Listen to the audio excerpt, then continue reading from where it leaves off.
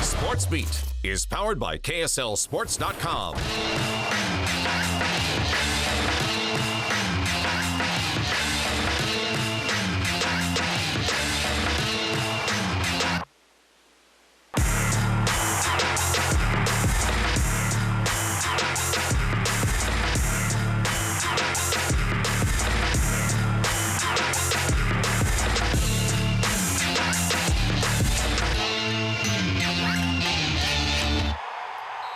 While the Utes and Aggies celebrate wins in the rain, the Cougars will spend the bye week searching for answers and preparing a new quarterback. Thanks for watching SportsBeat. Jeremiah Jensen and Sam Farnsworth with you for the next 45 minutes. Pretty great NFL weekend. Well, 3 points. That's it. That's the difference between the 5th seed in the West and being completely out of the playoffs in the MLS. That's the situation Real Salt Lake is in with just 2 games left to play. A win tonight in their final home game, though, would clinch a spot in those playoffs. And it really didn't take long at all to ignite the crowd at Rio Tinto Stadium. First of all, they honor the legend Nick Rimando, and then Corey Baird steals the ball at midfield, and he is gone. One destination in mind, and that is the back of the net. Only 34 seconds to get the first goal, and it was a 1-0 RSL lead. In the 32nd minute, Houston trying to play the role of spoiler here. Nick Rimando spoils this shot, but the next attempt, it was a tough one, tough angle. Tomas Martinez squeezes it in to tie the game at 1. Let's skip ahead to the 75th minute. RSL back on the attack. Jefferson Savarino rears back and fires this one to the far post. His 8th goal of the season gives RSL the 2-1 lead. The final whistle would blow. RSL does clinch a playoff berth. That's when the celebration for Nick Rimando really kicked in. He heard the cheers from the crowd for the past 12 years, and he did give the love back tonight. And to the fans. I'm never going to forget playing in front of you guys.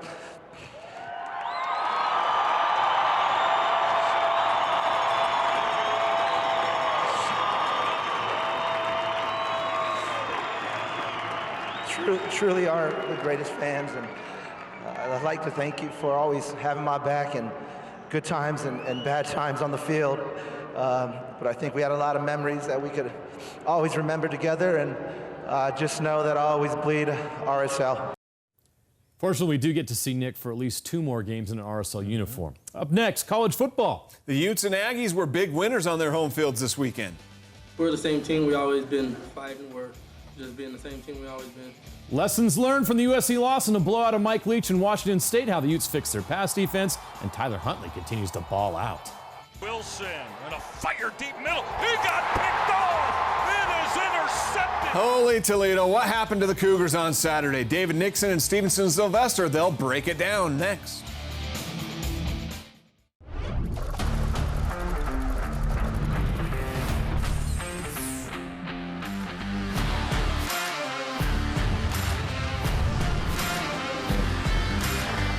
SportsBeat is powered by KSLSports.com. We learned a lot about the Utes on Saturday night. Instead of letting the Trojans beat them twice, they learned lessons in defeat that led to victory over Washington State. Yeah, they shut down the top pass offense in college football on their way to their first Pac-12 win of the season.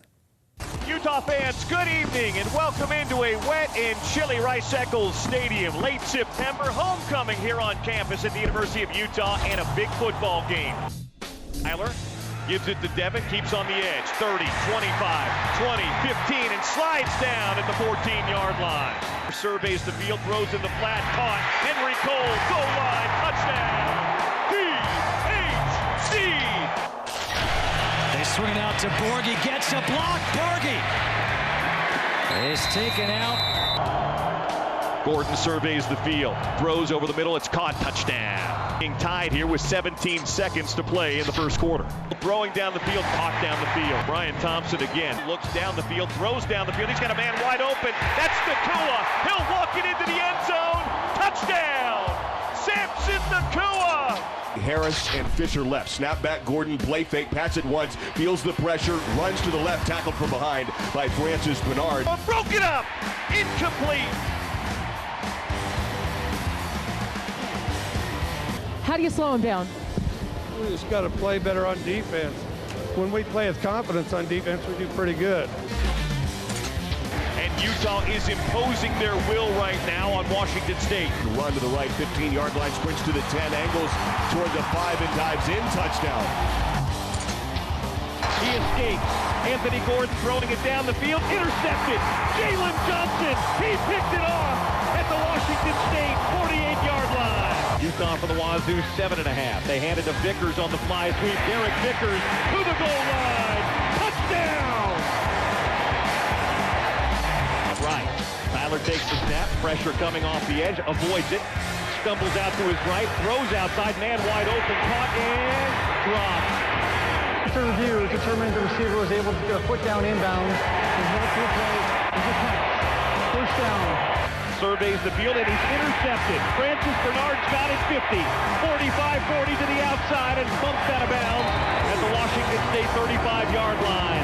Gunn hands it again. Nope, he's going to keep it out on the edge. Tyler walks it into the end zone, touchdown. It's a great night to be a Ute on homecoming here in Salt Lake City, Utah. Francis, are you surprised you were able to shut down the nation's top passing attack as severely as you did? No, just kind of like what Jalen said. You know, going into this week, we worked our butts off. Going into this week, we went in with our chip on our shoulder, knowing what we're capable of, and so we put the time in this week, and we came out today and we showed it. I thought Tyler was outstanding again. He's playing by far his best football since he's been a Ute, and he's one of the best quarterbacks in the country right now, in my opinion. That's it. Well, that Utes team sure looked different last night than they did the week before. Stevenson Sylvester, David Nixon joining us now in studio to talk about this game last night. A big win over Washington State. A lot of versatility in this Utah offense, too. Yeah, despite the weather and the downpour, Utah comes out and throws a few wrinkles on the offensive side of the ball to kind of put Washington State on their heels a little bit. Definitely. Something that the Utah State defense did not prepare for is the two-quarterback system. Here you see Shelley with a great 15-yard run, and then you see Huntley using his legs here, which you saw last week. Just a tandem that is crazy to deal with, especially when you're not prepared. So moving on, you've got a touchdown. The first touchdown of the game, Devontae Henry Cole. Great little rub route, and this looks awfully familiar, right, Sly? Definitely looks familiar to me. Back in 2008, Alabama's only touchdown was off of a rub route. So what the offense wants to do here is they want to get you defending the running back clustered in the wide receiver mess here, and that's exactly what we do. We're stealing the Alabama's motto from back in the day. But all these receivers right here, they know that this guy has the running back in coverage. So what they want to do is run their routes to get in his way, so Devontae Henry Cole comes open, and that's what he does. He gets stuck in the mess right here, and then Devontae Henry Cole has just enough edge. Tyler Huntley puts the ball right on the money and speed to the end zone. And all you need is a slight hesitation from that backer, right? I mean, that slight hesitation causes that crease between the running back and the defender. Sure enough, touchdown, makes him pay. But really, the storyline of this whole game was the defense. Utah defense stood up to the occasion against this prolific, high-powered offense with Mike Leach, and Julian Blackmon really stole the show. Yeah, that's exactly what you wanted to do. USC, we definitely showed some flaws in this defense. Can we defend the deep ball? You have the #1 passing offense in the nation coming into your house. How are you going to combat last week? Julian Blackmon, as you can see here, his angles are so much better. Opening up so he can be able to defend the deep ball there. Gets his head turned around beautifully. And just like, and now they give a different look. Same thing in the second quarter here, what they do, they show two verticals now. So really playing Julian Blackmon, decision making. Am I gonna bite on the inside vertical or am I gonna take the outside vertical? He defends both, bites on the inside, but sees the quarterback throw to the outside. And again, look at his angle. He opens up so he's able to defend. And just like last week, like we said, if you're at a disadvantage, don't play basketball with him. Play the hands. That's exactly what Julian does on that play. Knocks the ball out of his hands. Great defensive play. Impressed by this defense out there. Got torched by USC to come back the next week, bounce back in a huge game by the secondary. But let's talk about Francis Bernard. Career night for Francis Bernard. He was all over the field. He was, and you saw his athletic talent. And us as linebackers, we love this. Oh, man. Right there. Here he sniffs out a screen in the fourth quarter. He was just all over the place. And when he got knocked out of the game, you really felt that he got missed. But I want to break down his interception here. So up top, you have a cover 8 look. You want to what they do is flex these receivers out, so it makes the cornerbacks not important in the pass game. So they lock him up, and then they play zone on these inside offenders here. Francis Bernard would have number 3, but since they're only playing on 4, he's a free guy in the middle. And he does a great job of getting up depth. When these guys pass off, it's like they didn't even do anything. He takes his guy, It's like you can sit there and he'll come right to you. Francis Bernard gets right into the passing lane by having great depth, and it just makes a great play for I think that was the key for it. He bluffed up at the offensive line, so I think the quarterback almost discounted him, said, hey, he's not going to get enough depth to be underneath that ball. Instead, he gets plenty enough depth. And we were talking about it back before the show. A lot of times, backers like to take the cheese, we call it. You see those under routes, and you jump those under routes. Instead, Francis Bernard, very disciplined, got into his drop, comes up with a huge interception. Let me ask you guys what the big difference was this week compared to last week. Obviously, they were able to shut down a huge passing offense in Washington State, but last week they had the trouble. Yeah, I think it was they got embarrassed last week. They got shown up, and it's not what they were used to. They had so much preseason hype. This is a top-tier defense, and they got shown up last week. So they definitely want to come out and show that their capabilities is more than what they displayed last week. Yeah. Well, now they're going into the bye, and maybe chance to get healthy. Zach Moss coming back, right? We'll see. Yeah. Anytime to get that Zach Moss attack back is definitely a good thing. All right, Jeremiah. Well, this season's feeling a lot like last season for BYU, right? 2 wins over Power 5 teams, soon followed by an inexplicable loss to a MAC team. Last year it was a 7-6 home loss to Northern Illinois. This time they blow an 11-point lead at Toledo.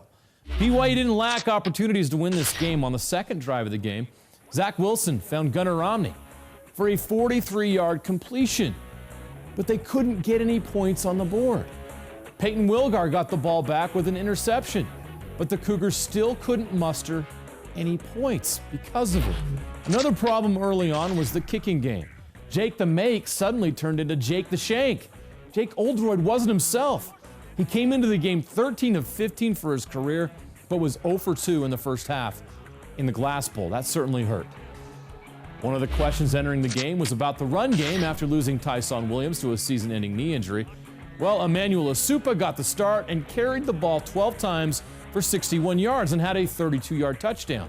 But as a team, BYU rushed for just 101 yards.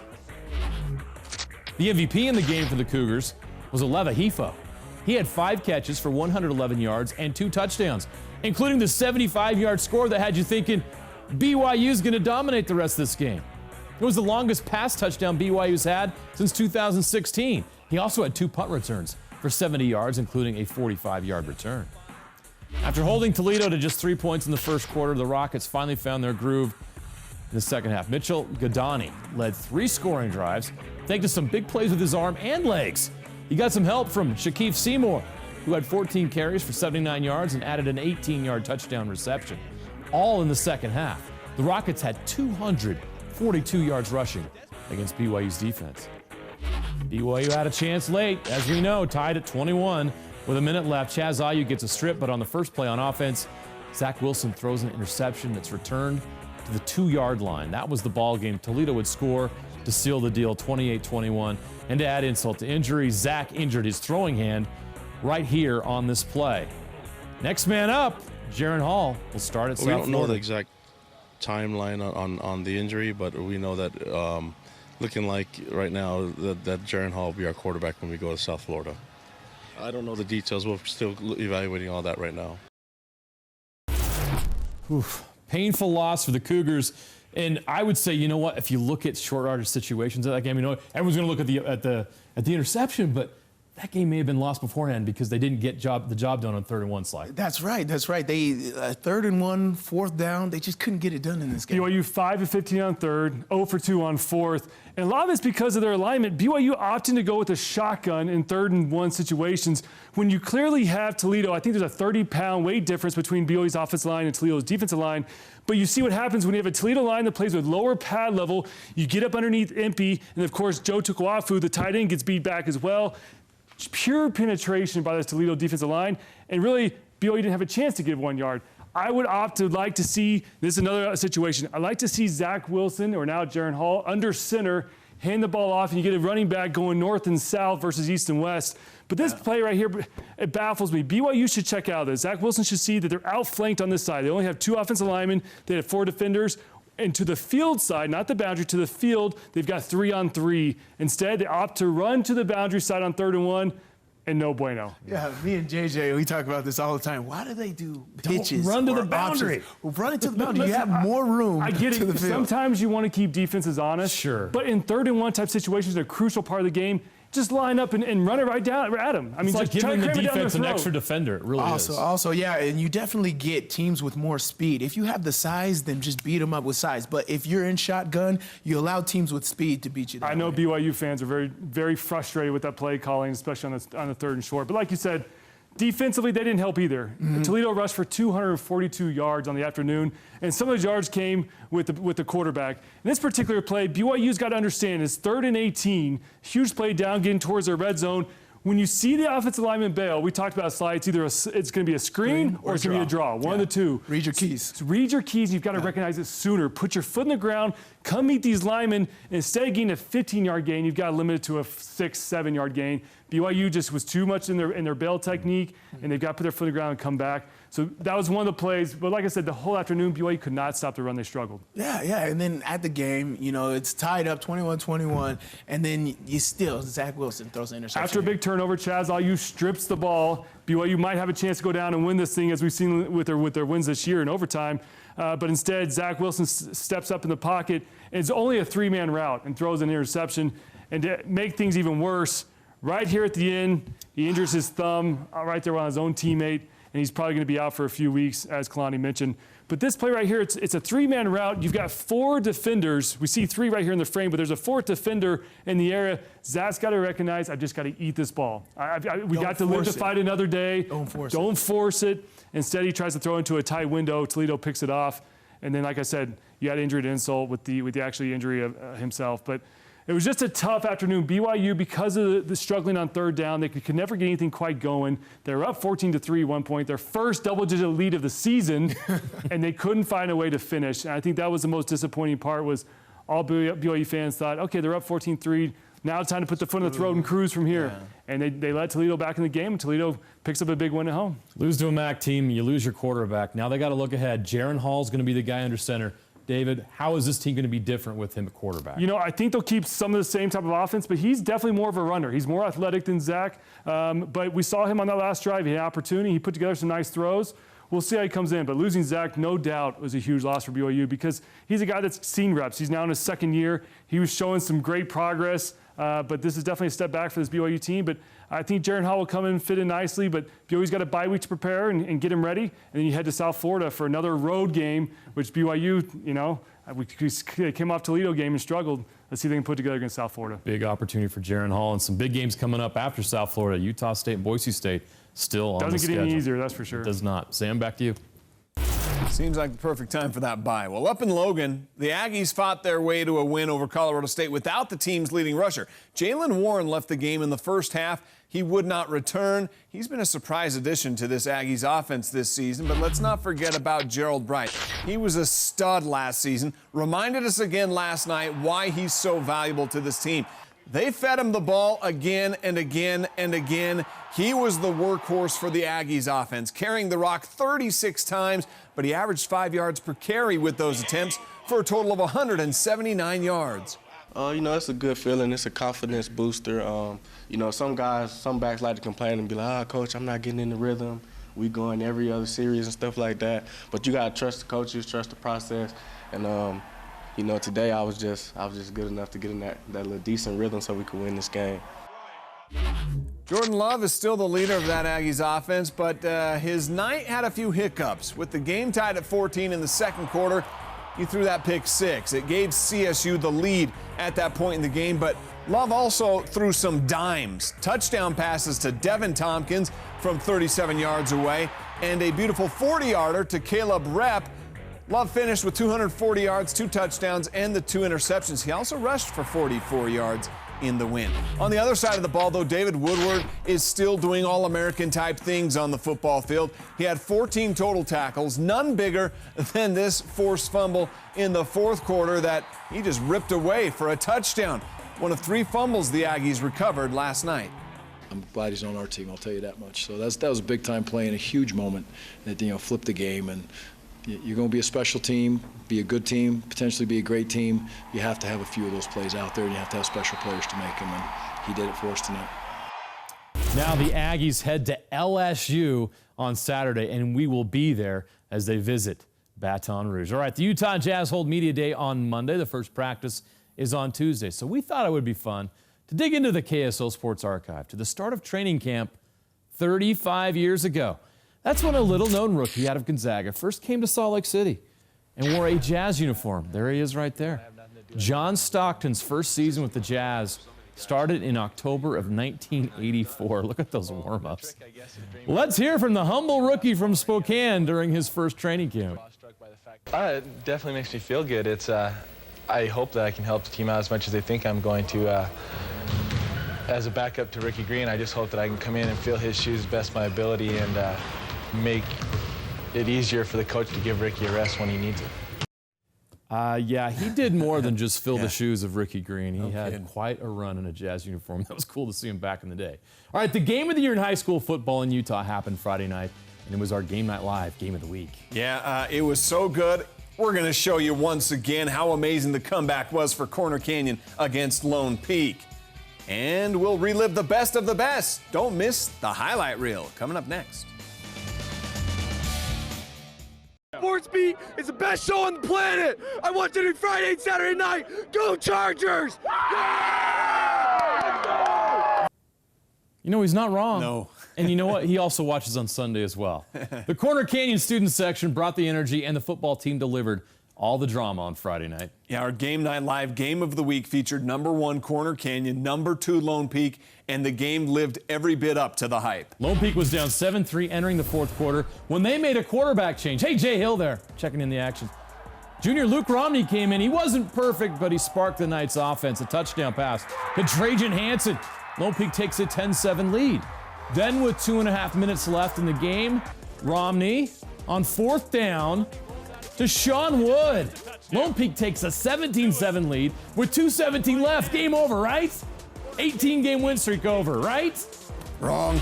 Corner Canyon didn't quit, and with their explosive pass game, they're never out of it. Cole Hagan and the Chargers drive down and score Talmadge Handley the touchdown. It's 17-14 Lone Peak. Corner Canyon still had 3 timeouts. They forced a Lone Peak punt and have 30 seconds from their own 20. A catch by Handley, a catch by Noah Kerr at midfield. He had over 100 yards receiving. Then Hagan is going to go for the win. Pump fake, fires, and he has Handley down inside the 10. With 11 seconds left, Corner Canyon gets 2 shots into the end zone. 11 seconds left. Unbelievable. Hagan. He's got it. Touchdown. Touchdown, Corner Canyon. Cody Hagan has put Corner Canyon on top. Mayhem. This is ESPN all day. Hagan to Hagan. One brother to another. And the Corner Canyon streak will survive. 19 straight wins, 14 points in 2 minutes to do it. Corner Canyon didn't give up, and they're rewarded. Lone Peak, a crushing loss, but hopefully we get to see this game in the state tournament. Would love to. All right, each Saturday at 6, we cap our action-packed Game Night Live with the best video from the week that was. By now, you know what it's all about. And if you don't, well, feast your eyes on this. It's our Game Night Live highlight reel.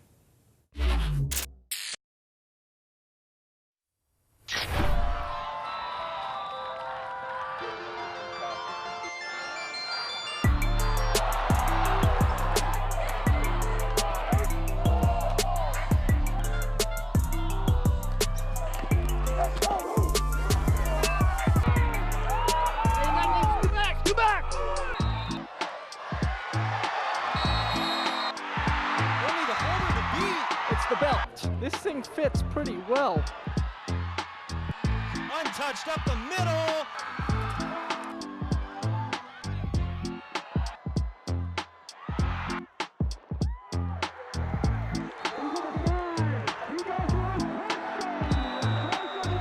Front instead going to the end zone. Touchdown, Kern.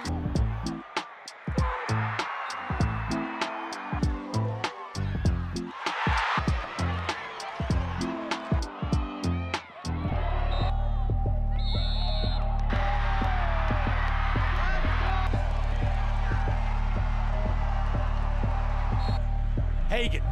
He's got it. Touchdown. Touchdown, Corner Canyon. Cody Hagan has put Corner Canyon on top. Mayhem. This is ESPN all day. Hagan to Hagan. One brother to another. And the Corner Canyon streak will survive. Great clips of the week. The Major League Baseball regular season came to an end today. Don't tell Stevie Wilkerson of the Baltimore Orioles. What? He was in midsummer form in a win over the Red Sox. Is that the catch of the year on the final day? Yeah, that's a way to go out.